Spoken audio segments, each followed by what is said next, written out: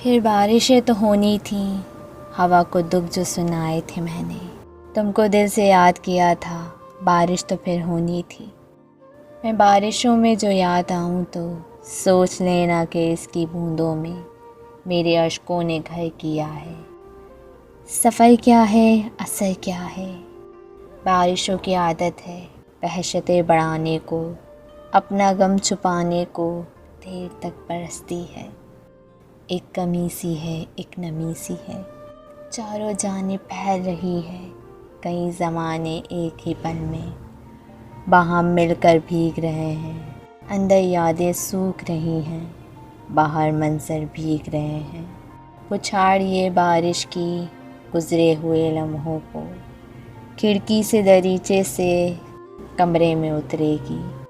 बारिश के बाद का मौसम, ठंडी यख हवा, ओस की गिरती बूंदें और भाप उड़ाता चाय का कप।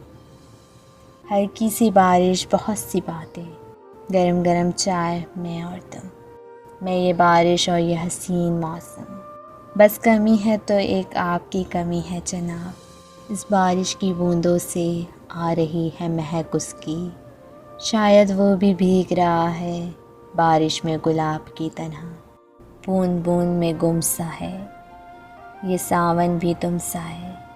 एक मैं के मेरे शहर में बारिश नहीं होती, एक तुम की मुलाकात को बरसात में रख दो।